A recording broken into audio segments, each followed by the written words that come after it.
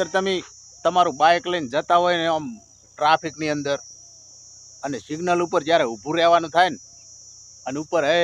ફૂલ તડકો પડતો હોય તો 120 સેકન્ડ જો ઊભું રહેવાનું થાય ને તો એમ થાય કે મારું બેટું આ 120 સેકન્ડ એટલે 2 મિનિટ તો સાચી અને 2 મિનિટ ઊભું રહેવાનું થાય એટલે ઓહો હો હો કેટલો બધો તડકો કેટલું સહન કરવું પડશે 2 મિનિટ ઊભું રહેવા માટે આમ ચમ થતા હોય પણ જો બાજુમાં એક એક્ટિવા લઈને સારી એક છોકરી આવીને સુંદર રૂપાળી આવીને ઊભી રહી હોય ને ખાલી તમારા સામે ખીચ લગીર કરી હોય ને તો એમ થાય કે 120 સેકન્ડ ની 1200 સેકન્ડ સિગ્નલ ના આવે ને તો મજા આવે તડકો ભૂલી જાય માણસ આ એવું થઈ મિત્રો પ્રેમ કરવો ને એ તો 2 નંબરની વાત છે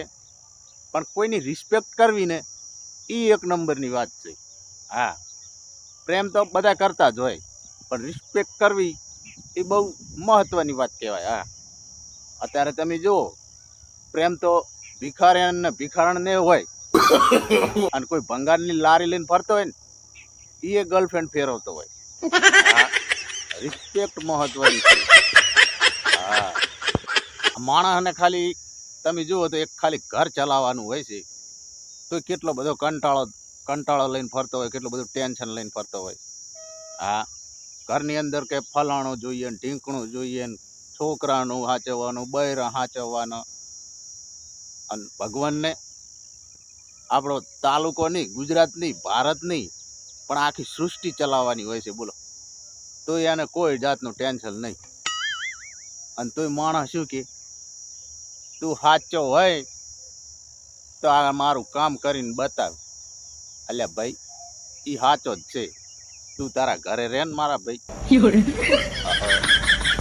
કર્મો એવા કરેલા હોય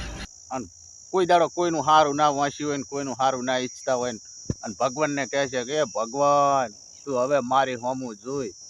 મારું કંઈક વિચાર કર અલ્યા ભગવાન શું તમારો ચોકીદાર છે તારે જેમ પેલા નવગ્રહો રાવણને પૂછીને પૃથ્વીનું પરિભ્રમણ કરતા એવી જ રીતે અત્યારે તમે જુઓ આ આકાશના વાદળો પણ જેને પૂછીને કામ કરે છે ને અને વરસે છે ને એવા અંબાલાલનો એક દુહો તમે સાંભળો કે તું કે અહીંયા ત્રાટકે તું કે તાર વિહમો ખાય આગાહી અંબાલાલની આખા વિશ્વમાં વખણાય ભાઈ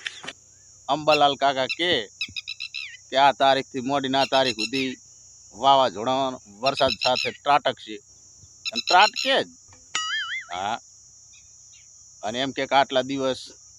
તાપમાન બહુ ગરમ રહેશે હવામાન બહુ ઠંડુ રહેશે એટલે વાદળા પછી વિહમો ખાઈ આવે હા શું તો મિત્રો વિડીયોમાં બન્યા રહેજો બહુ મજા આવવાની છે જોક્સો સારા સંભળાવવાનો છું આગળ વિડીયો પૂરો જોજો આગળ મસ્ત જોક્સો લઈને આવ્યો છું ધમાકેદાર મનોરંજન કરાવું ખૂબ આનંદ કરાવું એવા સરસ મજાના જોક્સ લઈને આવ્યો છું આ વિડીયોના અંદર તો જોવાનું ચૂકતા નહીં પૂરેપૂરો વિડીયો જોજો થાય તો વિડીયોને લાઇક કરી દો ચેનલમાં નવા હોય તો સબસ્ક્રાઈબ કરી દો તો મિત્રો શરૂઆત કરી દો આગળ ધમાકેદાર જોક્સ આજના આ મોર્ડન જમાનાની અંદર એક સત્ય હકીકત કહું તમને કે પત્ની અને બાળકો આજે ઓનલાઈન શોપિંગ કરે છે અને જ્યારે પિતા દુકાન ખોલીને બેઠા હોય ને તો ગ્રાહકો માટે અગરબત્તી કરે છે બોલો હે ભગવાન મારે દુકાન ઉપર ગ્રાહકો વધારજી આવો જમાનો છે અત્યારે ગાંઠિયા ખાવા ગયા ત્યાં ગાંઠિયાની સાથે સાથે કઢી પણ આપી બોલો એટલે મારો મિત્ર મને એમ કે આપણે કાલે પણ પાછા આવીશું મેં કીધું હા જરૂર એટલે અમે તો કાલે ગયા ગોઠિયા ખાવા જેવી કઢી આવી આ ભાઈએ તો ડબ્બો કાઢ્યો ને ડબ્બામાંથી ભાત કાઢ્યા અને કઢીમાં રેડતા ને ઝાપટવા લાગ્યા મેં કીધું આ શું કર્યું લે તેવી મને કે યાર હું વાત કરું ઘરે બૈરું કઢી હરખે બનાવતું નહીં ત્યાં ભાત બનાવીને લઈને આવ્યો હું ને આ કઢી આપણે અંદર રેડીને ઝાપટવાની છે લેતા નહીં થોડીક આપું ખાય મજા કર આવો મારો બધો અત્યારે અત્યારે તમે જો મોંઘવારી બહુ વધતી જ જાય છે હા દિવસે ને દિવસે વધતી જાય બધું મોંઘું દાઢ થઈ ગયું પણ એક વસ્તુની કિંમત એની જ રહી હા, માચીસ અત્યારે પણ 1 રૂપિયામાં મળે ને પહેલા પણ 1 રૂપિયામાં મળતી. એનું કારણ શું છે તમને કહું કે આગ લગાડવા વાળાની કદી કિંમત વધતી નથી. એટલું યાદ રાખજો. હા, પ્રેમી પંખીડાઓને કહું છું કે પ્રેમ ઓંધળો હોય છે, પણ ઘરવાળા કે આજુબાજુમાં રહેવાવાળા કે ઇલાકાવાળા કોઈ ઓંધળા નથી હોતા હો. એટલી વર રાખવાની. હા, ને હલવાઈ જાય છે. હમણાં એક ટેણિયું એના દાદાને કે દાદાજી આ હોસ્પિટલ એટલે શું? એના દાદા કે બેટા પૃથ્વીથી લઈ અને સ્વર્ગની અંદર જે રસ્તો જવાનો છે